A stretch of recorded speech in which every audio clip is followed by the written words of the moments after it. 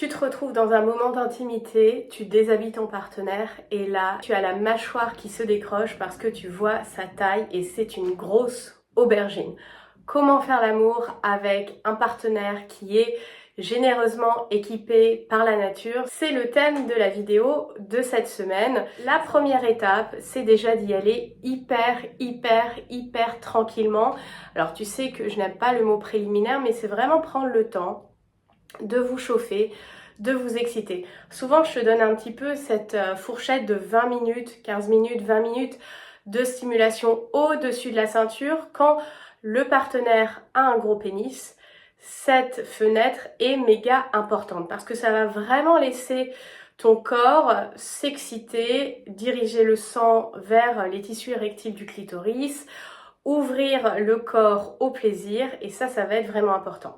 Néanmoins, quand tu vas déshabiller ton partenaire et que tu ne sais pas qu'il est bien membré, tu peux avoir justement un moment de dérégulation de ton système nerveux, donc tu es excité, tu as hâte, tu as envie et là, choqué, et là ton système nerveux, ta tête est un peu en mode mais ça va pas passer, ça va faire mal et là on est un petit peu en stress. C'est justement dans ce moment-là où tu prends connaissance que ça va être important de faire durer encore ce moment, entre guillemets, de préliminaire, de plaisir non pénétratif. C'est-à-dire que tu vois ton partenaire nu, tu vois la taille de son sexe, c'est comme ça. Après, tu peux déjà appréhender son corps, vous pouvez vous faire plaisir, vous pouvez vous caresser, vous pouvez vous embrasser et continuer de vous faire plaisir, de vous exciter. Qu'en est-il du sexe oral? Parce qu'effectivement, si tu as un partenaire qui est généreusement équipé, tu peux en venir, j'ai pas envie de me décrocher la mâchoire pour lui faire une fellation. En fonction de la longueur et surtout du diamètre, donc la circonférence, tu vas avoir plus ou moins de facilité à faire une fellation à ton partenaire. Dans ces cas-là, si tu sens que c'est douloureux, que c'est pas confortable au niveau de ta bouche, que ça te fait vraiment trop forcer au niveau de ta mâchoire, tu n'as pas besoin de le prendre en bouche. Il suffit de prendre son pénis dans sa main et de le lécher, de l'embrasser, de le masturber en même temps. Et tu as du sexe oral, tu as une fellation. Il n'y a pas nécessairement besoin de le mettre dans ta bouche. Et si tu as envie de le faire, c'est d'y aller vraiment tranquillement. Il n'y a pas besoin d'aller au fond, il n'y a pas besoin de nécessairement faire une gorge profonde, tout ça c'est influencé par le porno. Tu peux te faire plaisir, lui faire plaisir et voir aussi avec lui dans la communication et comment qu'on construit ce moment de plaisir à deux. Après, il faut savoir qu'il y a des lubrifiants qui sont compatibles avec le sexe oral, c'est-à-dire qu'on peut les ingérer. Alors, quasiment la totalité des lubrifiants à base d'eau, mais leurs goûts sont pas terribles. Maintenant, tu as des lubrifiants qui sont... alors, c'est pas que maintenant, mais maintenant, il y a une diversité de parfums et de produits beaucoup plus importants qu'il y a quelques années. Donc, tu peux avoir des goûts fraises, des goûts pomme-poire, tu peux avoir des goûts exotiques, et ça peut permettre de faciliter le sexe oral. Le lubrifiant, ça va être hyper important dans la sexualité en général et ce d'autant plus si ton partenaire a un gros pénis. Parce que si vous voulez faire du sexe pénétratif, ça va être important d'avoir, même si tu es excité, même si tu as de la lubrification naturelle, ce n'est jamais suffisant parce que ce d'autant plus avec un préservatif, les préservatifs ont tendance à faire évaporer beaucoup plus facilement la lubrification, qu'elle soit naturelle ou celle présente sur le préservatif. Donc d'avoir un lubrifiant compatible va être votre meilleur ami. Alors, avant même la pénétration, il y a énormément de choses que vous pouvez faire. Par exemple, il y a la technique du hot dogging. Donc ça vient du mot hot dog. C'est une manière de stimuler le pénis et la vulve sans pénétration. Le hot dog, tu sais, c'est le pain et la saucisse au milieu. Et là, ça va être la même chose que tu vas faire avec tes lèvres et la saucisse de ton partenaire. C'est-à-dire qu'il va y avoir un effet de frottement en étant juste à la surface des lèvres. C'est vraiment un effet de frottement entre les lèvres sans pénétration. C'est quelque chose de très excitant. C'est parce que ça vient à la fois stimuler le gland du clitoris, les lèvres, l'entrée du vagin, donc vraiment toutes les zones les plus sensibles de la zone intime féminine. Et ça va créer à la fois de l'excitation, du plaisir, augmenter la lubrification. Et franchement, tu peux tellement prendre ton pied avec le hot dogging que limite la pénétration vaginale, t'as presque tendance à l'oublier.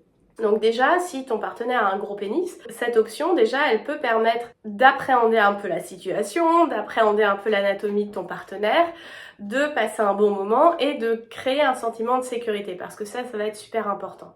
Entre pénétration et stimulation de la vulve, il va y avoir ce que tu peux demander à ton partenaire ou ce que toi en tant qu'homme tu peux faire, c'est d'utiliser ton pénis un peu comme un sextoy, vraiment le faire frotter à l'entrée, au niveau des lèvres, au niveau de l'entrée du vagin, sans pour autant rentrer réellement dedans. C'est vraiment une stimulation comme ça de toute la vulve. Ça va être super agréable avec du lubrifiant. Si c'est la première fois, et je le mentionne là, si jamais ça vous a pas traversé l'esprit, pensez pour ces techniques même non pénétratives d'utiliser un préservatif parce que les muqueuses sont en contact et donc il y a un risque d'IST-MST. Pensez préservatif, on n'oublie pas même pour ces techniques-là. À part si vous êtes en relation, engagé, que vous avez fait les tests, les dépistages, qu'il y a une exclusivité, que les choses elles sont claires, dites et validées, voilà, mais pensez au préservatif. Déjà, si tu es un homme et que tu m'écoutes, tu n'as pas besoin d'aller au fond. Parce que oui, quand on a un gros pénis, soit ça va être la circonférence, la largeur, soit la longueur. Et il y en a, ils sont équipés des deux. Et faut savoir que ce n'est pas en allant au fond que tu vas faire du bien. Parce qu'il y a un peu ce fantasme de oui, je vais au fond de ma partenaire, je tape au fond, etc. Non, ça fait mal à 98% des cas. Pourquoi? Parce que plus tu vas au fond, plus tu vas taper dans le col de l'utérus. Alors tu peux avoir le deep spot qui est un petit peu à côté, mais la majorité du temps, vous tapez dans le col de l'utérus. Et ça fait mais super mal. C'est à chaque fois comme si on t'enfonçait un coup de poing dans le ventre. On n'est pas là pour ça. Non, on est là pour partager du plaisir, pour se faire du bien. Donc, pas besoin d'aller pilonner le fond, s'il vous plaît, messieurs. Parce que qu'est-ce qu'une femme va faire dans ces moments-là? Si elle a assez de confiance, d'assurance, elle va le dire. Mais dans la plupart des cas, une femme ne va pas faire ça. Une femme va mettre sa main soit au niveau de ton bas-ventre, soit au niveau de tes cuisses. Et elle va littéralement, ça c'est toi, elle va te poser une main soit au niveau de ton bas-ventre, soit au niveau de la cuisse. Ça veut dire tu vas trop loin. Ça, c'est le message, non pas pour te toucher, pour avoir un contact. Non, ça c'est pour te dire, tu vas trop loin, ça me fait mal. Et la majorité des hommes ne comprennent pas ce geste-là. Alors oui, on pourrait dire, c'est aux femmes de verbaliser plus, je suis d'accord, on peut verbaliser plus.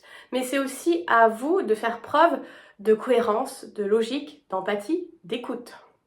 Il y a un système là à mettre en place.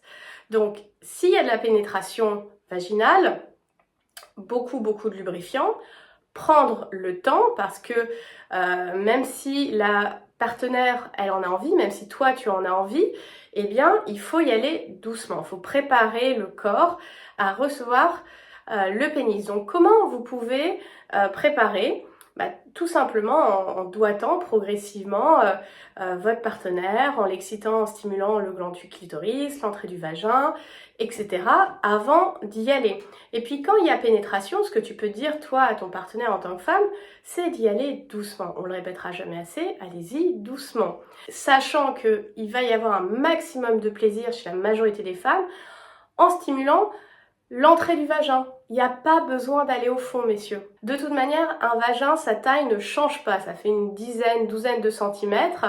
Même si sous l'effet de l'excitation, ça peut se détendre et on peut rentrer plus. C'est pas designé pour recevoir une poutre, quoi. Tu prépares la pénétration en rentrant un petit peu, tu attends, tu vois ton corps se détendre et c'est non pas ton partenaire qui te pénètre, mais c'est toi qui vas le guider vers l'intérieur. C'est important aussi à des moments de changer un petit peu les rôles parce que ça va être souvent l'homme qui va rentrer d'un coup à l'intérieur de la femme. Je trouve que c'est, en plus d'être excitant, très dans l'appropriation de ce moment intime. Tu vas prendre ses hanches et c'est toi qui vas l'amener petit à petit à l'intérieur. Ça va permettre, toi déjà, de te rassurer parce que c'est toi qui gères le rythme, c'est toi qui gères la profondeur à laquelle ton partenaire va et ça permet de se dire ok, là je l'ai fait rentrer, je souffle, je me détends, j'accueille son corps dans mon corps. Et petit à petit jusqu'à la profondeur avec laquelle tu es à l'aise.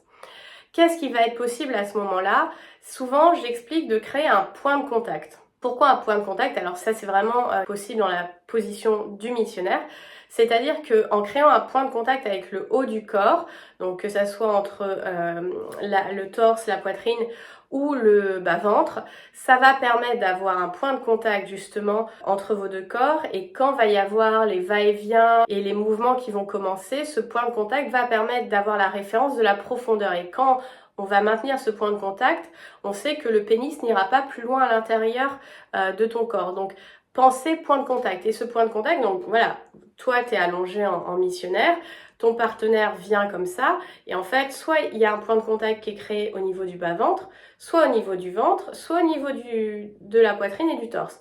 Et en fait, de garder ce point-là, même si il fait des va-et-vient, en fait, il ne pourra pas aller plus loin qu'un certain point parce qu'il faut maintenir ce point de contact. Donc ça, c'est une astuce si ton partenaire a un long pénis, afin de créer vraiment des sensations de plaisir et de ne pas aller trop loin. Si on rentre dans la case pénétration, on va dire classique, ce qui va être important, c'est comme je disais, lubrifiant, 2, prendre son temps, et 3, choisir certaines positions, parce qu'il y a des positions qui favorisent la pénétration profonde et que tu n'as pas forcément envie d'avoir avec quelqu'un qui est très membré.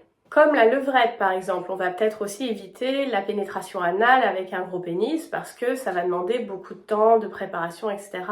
Et que ça peut aussi faire peur, quoi, tout simplement. La première position que j'ai envie de te partager et qui est super agréable quand tu as un partenaire qui est bien membré, parce qu'en plus elle est c'est une position qui est assez tendre et je la trouve hyper agréable, et on a tendance à pas trop la faire. Et d'ailleurs, je me souviens toujours de cette scène dans l'auberge espagnole, dans une des séries de l'auberge espagnole, je crois que c'était en Russie. C'est la position de la cuillère. C'est-à-dire que tu es la petite cuillère, ton copain, ton partenaire est la grande cuillère, et en fait, quand tu as un gros pénis ou un long pénis, comme la pénétration est indirecte, elle va être forcément moins profonde. Donc ça va permettre de se sentir plus à l'aise, de recevoir la pénétration vaginale. Et en plus, on peut se caresser, on peut s'embrasser, on peut se regarder, parce que même si on est en cuillère, on peut tourner la tête. Je suis un peu bloquée des cervicales, donc je peux pas trop bouger, mais voilà, tu peux vraiment avoir ce full contact du corps qui est hyper sensuel, qui est hyper agréable. On peut s'embrasser, se mordiller les oreilles, se faire toucher la poitrine, être vraiment dans un corps à corps moi je la trouve superbe cette position, à la fois dans le côté tendre, elle peut aussi devenir un peu plus sauvage. Et je trouve qu'on ne la fait pas assez, cette position, de manière générale dans nos sexualités. Après, tu peux avoir la position de l'enclume, qui est assez intéressante. Alors la position de l'enclume, c'est une position un petit peu updatée du missionnaire, où la femme est sur le dos, les genoux relevés, et tu vas poser les pieds sur les épaules de ton partenaire. Donc c'est un peu comme un garde-fou, le fait d'avoir les pieds sur les épaules de ton partenaire, et il va rentrer à l'intérieur de toi comme ça. Ça permet une distance suffisante. Tu vois, quand je parlais de point de contact, là on a un point de contact qui est complètement différent, c'est avec les pieds sur les épaules, et ça permet vraiment d'ajuster la profondeur voilà, en fonction de comment tu appuies sur ces épaules, vous gérez la profondeur, la position et le plaisir que vous partagez dans ce moment-là. Après, effectivement, tu as le missionnaire, comme je disais, avec les points de contact qui permet d'avoir une pénétration réglable. Après, tu as la position du compas. Alors celle-ci, elle est un petit peu plus acrobatique, j'ai envie de dire. La femme est assise avec les jambes un tout petit peu écartées, en général au bord du lit, et l'homme va venir, donc imagine ça c'est la femme qui a les jambes, et l'homme va venir mettre ses jambes autour des hanches de sa partenaire et avoir une pénétration comme ça. Donc en fait, c'est une pénétration aussi un petit peu plus indirecte, un peu plus sportive, peut-être un peu moins agréable, mais parfois ça vaut le coup de tester et de se taper une bonne barre de rire. Après, en termes de levrette, alors la levrette classique, on l'évite plutôt avec les gros pénis. On peut utiliser la position de la levrette couchée, c'est-à-dire que tu es sur le ventre, sur le lit, les jambes fermées, et ton partenaire va te pénétrer comme ça. Et le fait d'être complètement allongé, les jambes fermées, fait que on est moins ouverte littéralement à la pénétration. Ça veut pas dire que on est fermé physiquement, mais comme la pénétration est à nouveau un petit peu moins directe, on a un petit peu moins de profondeur, ce qui permet tout simplement d'être plus à l'aise lors de la pénétration.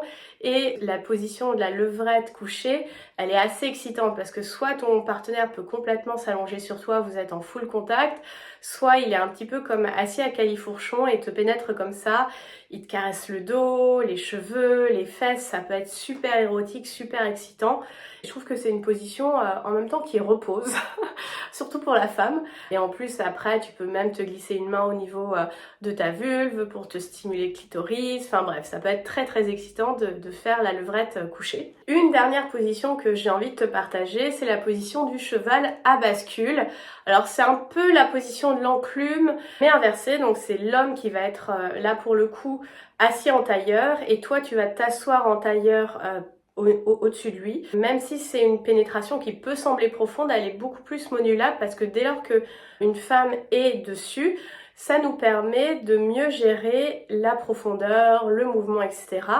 Donc ça peut être une option que tu explores avec ton partenaire et en fait toutes les variations où tu es au-dessus parce que quand on est au-dessus, on gère en fait, c'est toi qui vas gérer un petit peu plus, même si parfois ton partenaire va te tenir les hanches, faire des mouvements de bassin, ça peut être vraiment toi qui prends le contrôle de la pénétration vaginale. Donc ça peut te rassurer et ça peut te permettre de ressentir le plaisir que tu souhaites ressentir dans ce type de pratique, tout simplement. Évidemment, comme je l'ai mentionné tout au long de la vidéo, la communication va être essentielle, que ça soit pendant l'action, avant, après, pour tout simplement partager, communiquer, se dire comment on s'est ressenti, ce avec quoi on était à l'aise, ce avec quoi on était moins à l'aise.